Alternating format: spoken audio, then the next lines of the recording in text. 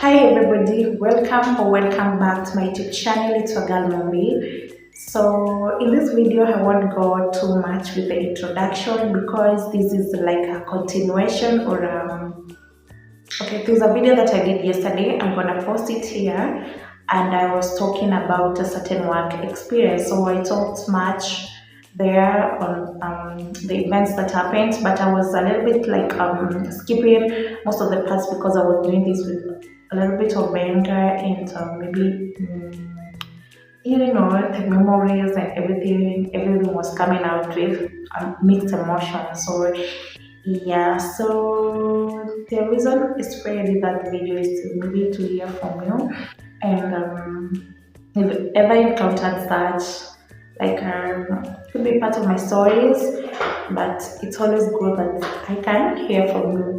So I guess I don't know whether to brief you before you watch that video, but everything is in that video.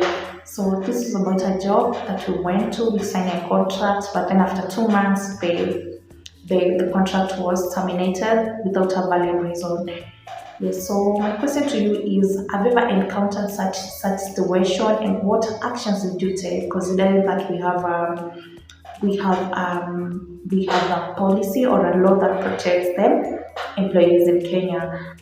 Yes, because an employer can't just terminate your contract like all of a sudden without a valid reason. I'm still thinking on what I can do with that contract. I still have the contract itself, the appointment letters, and some other documents and messages to prove the same. I also have the contacts and also the addresses of the company. Yeah, so this is just part of it. So you guys get to hear what video and share your experience with me. Tell me what's next. Let's share and hear watch that from wherever you're watching me from. Welcome back to my YouTube channel.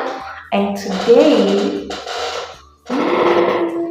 first of all, I'm glad that you're watching me, and also I'm glad that I'm back here to do this video. So before I begin everything, I want to say today I do not have a microphone for my voice enhancement, so you could be hearing the background noise. So whatever I'm doing, I'm trying to be as audible as I can. Naturally, I'm not audible, but I'm trying to be today because I do not have a microphone for that.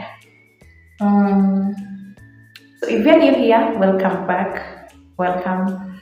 Today's content is I don't always have a specific content for my creation on my YouTube. Yeah, so I just mix up things from just whatever comes through. I try to just do anything for my YouTube to keep active and to keep going. Yeah, I don't know where I'm going, but wherever I'm going, I hope I'll reach to that destination. So as you can see my background, wherever I am, my atmosphere is like work environment. So basically I'll be talking about maybe work experience. Maybe you can comment down below from the my topic of discussion today. You can relate and you can say something about it. So today I just want to talk about work experience. It's kind of a story time. Yeah, so work experience, and majorly I'll be focusing on working with NGOs because NGOs have really done something that wasn't that cool, and it is not one, like it's like two of them. I've worked with them, and from the experience I haven't heard from anyone telling me, or before I went to work with this NGO, no one had told me before like how they operate, sometimes their downfalls, you see. Yeah, and I'm not going to disclose any of these institutions or maybe the companies here. I'll just be talking out of experience and how I felt like. Yeah, so from the day of interview to maybe termination of the employment. So it is it like starts so well with the interview, with you succeeding because you have the skills, the experience, and then the roles are like they align with your field of study, or rather the experience. Yeah, so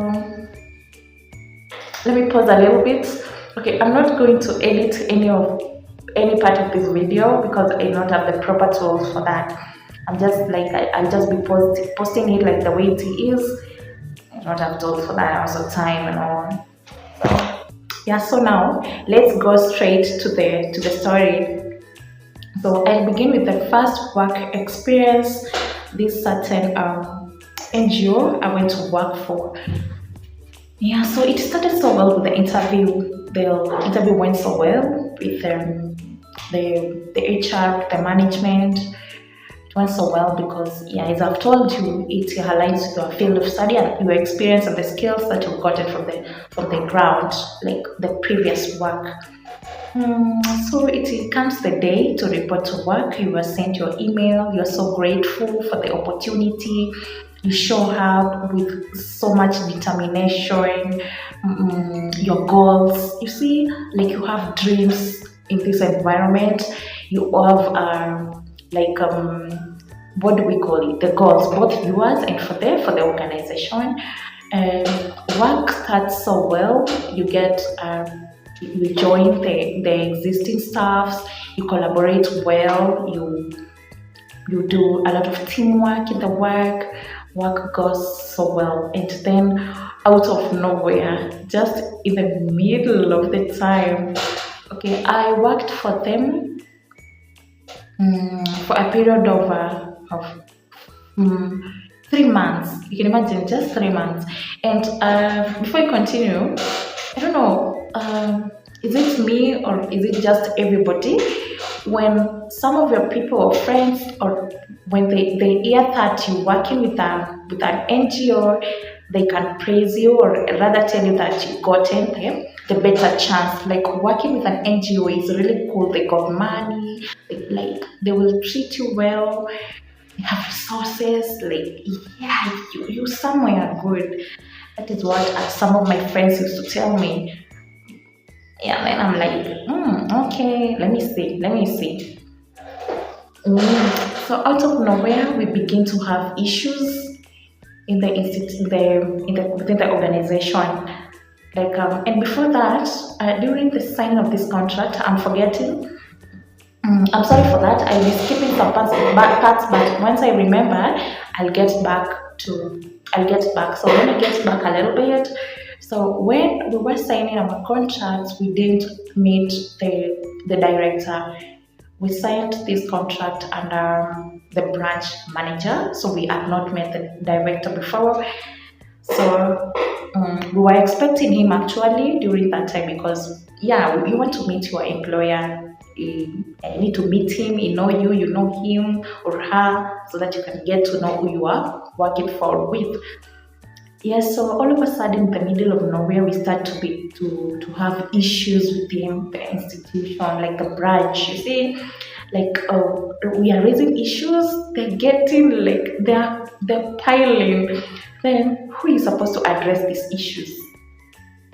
Now, this is where the question comes in. Now we started asking ourselves well, we never met the director before. Where is our employer? We haven't met him. We only working with the other team. We have the branch manager, we have the accountant, and I don't know whether to tell them as the senior management, senior part of manager or what. Okay, yeah. We hadn't met the director, so we start having concerns with no one is addressing them, and all of a sudden the branch manager disappears. All of a sudden our branch manager disappears, and then we are left there stranded. We have concerns, we can't work no more since we are lacking some things in the branch. Am I going to say this? Yes, there are like issues. I don't want to specify the because I could specify and then these people could be watching. But anyway, if you people you're watching this video, just know you did us bad. So all of a sudden, yes, it disappears. We are left there stranded. We have so many issues unaddressed. Yeah, and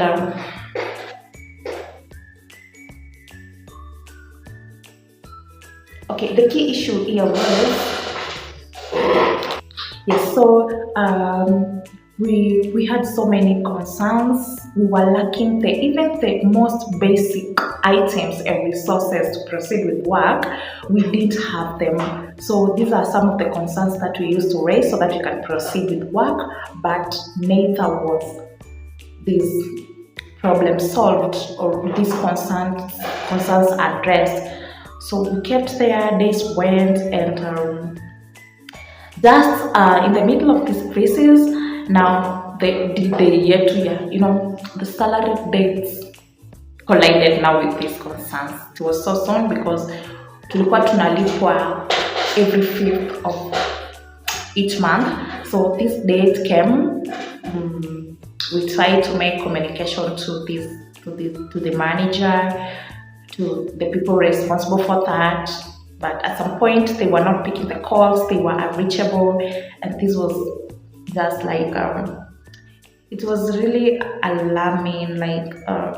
We used to feel very bad about it. So during the D-Day, on making calls, doing follow-ups on our payments, so no one was responding to this. So we went ahead and with the teamwork, we opted for sending messages to the WhatsApp group because the bosses and the people responsible were present in the group. So we saw this as the best channel to talk about this. So we started with the concerns of the branch, and then later concluded with our salary dates. Yeah, so days went. That day we weren't compensated that 5th. So it was taken over. All these days we're not working, or just like it was kind of like a strike, because we can't proceed with work when we are lacking these resources, and also we have these concerns which are not getting addressed. So we just sat there and kept waiting for these people to respond. So days passed, like in 10 days time, nothing was happening. So during it was on I guess 14th, on the 14th day, now is when they responded and told us that we'll get compensated in that day during the evening. So we waited, and they did. They compensated us. That was on the 14th day, and this is the worst part. 3, 2, 3, 2. So we went home with a lot of energy to start to continue with work the following day, because they promised to solve these concerns immediately after we got paid. So the following day started so well. We reported to work early in the morning, and at around 9 we were called for an urgent meeting. Let me make this quick because I don't want to go. I could have gone further into details, but let me just do this so that I can conclude this and maybe hear your point of view. So all of a sudden, at around 9, we were called for an urgent meeting by one of the senior staffs. He called us. Okay, before this, on the previous day when we got paid, the manager promised to come back and have a meeting with us to how we shall proceed with work, like that. But unfortunately, this was like the end of everything. We didn't even know. Like, no one even had a clue of what was going to happen next. The following morning, we were called for an urgent meeting. All of us, all the staffs, then were told that we've been given like a compulsory leave. I was shocked. I didn't expect this. A compulsory leave. For how many weeks? 3 weeks. Home, doing nothing. So at this point, you're confused, you're stuck, you don't know what to do. Yeah, you can tell, like this is not a very good news. And also, the chances of going back there are very low because yeah, we're told like they're experiencing like what do we call it? Like they're experiencing some problems with them. They're trying to recover everything, so we weren't sure about if we were to come back or not. But we didn't go back because this is my second month after I left there. 3 weeks have gone, 1 month has gone, 6 weeks, nearly 2 months, and then here I am. That's how we lost that opportunity. That's how our dreams were cut short. That's how our termination of the employment happened. Yeah, we had signed a contract. We could have done something with this contract. I will just leave it there. But is this how things happen? Because right now I'm scared. Like I was left with that dilemma, or maybe working with NGOs now to me is kind of a no. I wouldn't even. Because even the first case, the second case happened the same. The first case, yeah, this was the letter. The first one, just the same. But at least we were told, they explained to us the key reason for going home. But for this, I just came to realize later. I was just told by someone later that they didn't have enough funds to run. So, yeah, the first one at least they told us, and just told us that this is just the end of it. So my question is this how these people end like people's jobs? Is this how it happens? Is this how people's dreams are cut short just like all of a sudden?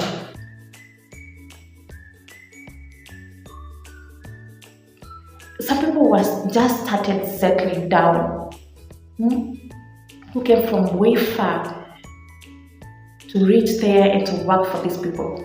But this is what happened. Is this what happens? I was just left with so many questions in me. I've never inquired this from anyone, maybe one person, and then they told me NGOs sometimes they don't end up so well for the staff.